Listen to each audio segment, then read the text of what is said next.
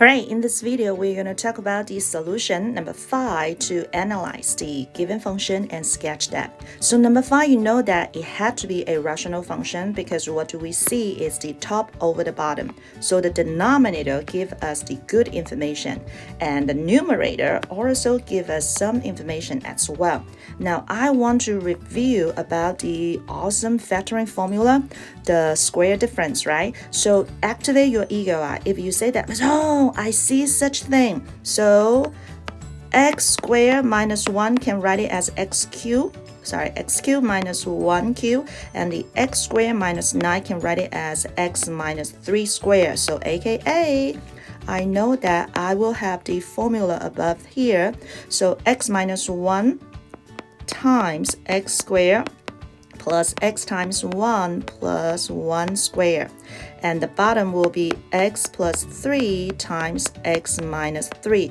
Ooh la la, done. Good factoring skill. Now, when we talk about the denominator, you know that there is no top and bottom the same common factor, so we cannot remove it, so there is no whole. But the denominator give us, I will have my vertical asymptote, aka 2. 1 is equal to negative 3 and 1 is equal to 3. Then we also mentioned about the top, guarantee. This part, it's guaranteed. I will have a 0. So the 0, as we talk about, it's my x-intercept, which guarantee my y is equal to 0. So therefore, we know that x minus 1 should equal to 0, aka x equal to 1. So I know my x-intercept should be 1, 0. That will be very important. Now, what else do we know about that? You can say that, Ms. Hong, how about the added parenthesis? Well, I cannot do a whole number to this one, so I'm going to ignore that, okay? But you do know that if there is an x-intercept, what about my y-intercept? Oh, I can do that. Y-intercept guarantee x equal to 0. So I can plug in 0 for my x. So 0 is x, so that will be 0. That will be 0. Oh, I can cancel out the negative. So now I know my y will be 1 over 9. So that tells me I will have another y-intercept x equal to 0 and y equal to 1 over 9. Now, this is what we talk about the awesome thing. My vertical asymptote, x negative 3 and 3, and one important thing about my 0 tells me x equal to 1, and at the location 1, 0, and I also know x equal to 0. Very important information. I got my y-intercept. So this is what we mentioned about when you take a look at the picture. You know that my vertical asymptote tells me x equal to negative 3 and x equal to 3, and the two intersection, one is 0, 1/9 and one is 1, 0. So that guarantee my picture had to bound by those vertical asymptote, right? And also go through those 2 points. Now, one thing we talk about in classroom, it is something we call the slant asymptote. You may say that, what is a slant asymptote? Now, activate your eagle eye. The slant asymptote is happening when you observe my function. My top degree is bigger than the bottom. So seeing is believing. My top is 3, my bottom is 2. So I will have a slant asymptote. How do we get it? We can use the long division. Okay? Now, you can say that, oh, I remember you talked about the shortcut. In classroom, I mentioned about because the top and the bottom is similar style, so which tells me I can ignore the number. So when I simplify, what do I got? I got x, okay? So that tells me I will have a slant asymptote will be y equal to x. I skip the long division because I can use the shortcut, so therefore that is okay. Now, you know that the slant asymptote is right here, so that match your picture. What you see is what you got. The y equal to x. It's my slant asymptote, the diagonal line. Okay, now we want to figure out how do I curve and bound those my pieces of my curve for my rational. Because the two vertical asymptotes, so you know that the picture will have three chunks. Okay, now when we talk about the interval, here we go.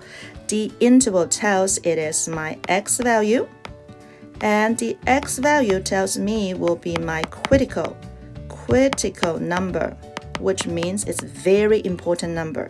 So what do we know about the very important number? You see, you know the vertical asymptote, -3 is important, 3 is very important. What else do you see? You know that y-intercept x equal to 0, guaranteed, check. And we also know that my x-intercept, the 0, it's 1. So those four numbers are very important. So that become my x-interval, okay? Now, when we talk about the test point, that means guess and check. So I am going to check some number, not those four critical value, but something else. So I'm going to check something less than -3. So I'm going to check -4. I'm going to check some number in between -3 and 0. So I'm going to check -2, and I'm going to choose some number in between 0 and 1, so I'm going to check 1/2, and I'm going to check some number in between 1 and 3, so I'm going to check 3, and one more, I'm going to check some number just bigger than 3, so I'm going to check 4, okay? So when we mention about I got the x value, I'm going to check it. I need to plug it back to the original function and tell you what will be my value of my function, which tells me I need to plug in the x value and give me y equal to what. So when you plug in -4 back to your original function, make sure the parentheses, okay? So what do we got? We got -4q minus 1 over -4 squared minus 9. -4q will be -64 minus 1, and -4 squared will be 16 minus 9. So my answer will be -65 over 7. So that gives me -65 over 7. And yes, indeed, in classroom we say that no, calculator. So when you plug in -2, we get 9 over 5. When you plug in 1/2, we got 1 over 10. And when we plug in 2, we got -7 over 5. And when we plug in 4, we got 63 over 7, and aka simplify, we got 9, okay? So now we move on, happily move on. What will be the sign? The sign just tells us is that answer, the number we got, is positive or negative. So -65 over 7, it's a negative number.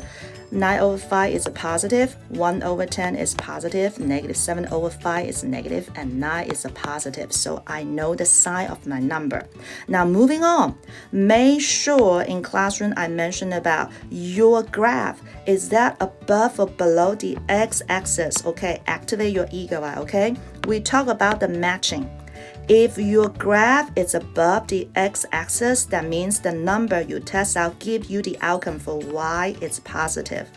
If that is below, as you can see, will be negative.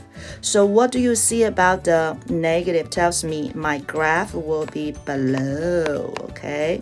And what do you know about the positive? It will be above. And then positive above, and negative will below, and positive will be above. Now, this kind of like the way for us to analyze that. But remember what we said about in classroom? When we first sketch that, the way I sketch that, I bound by the natural curve, right? So when you take a look at the -4, so when you take a look at everything less than -3 will be -4. Do you see your graph? It's below because it's negative. So that would be below the x-axis. Good? Very cool, right? So how about when I use -2? So make sure that will be between -3 and 0. So which will be this part here. What do you know about my curve? Because when I test out, it is positive. So my curve had to be above. Now moving on, make sure you see such thing as the in between 0 and 1. in between 0 and 1 still be right here, okay? So that still be above because your number outcome of the y is positive. And then moving on, you can say that, oh, now I see when I choose some number in between 1 and 3 for my x, okay, what you see is right here. I see my graph, it's below because when I test out that.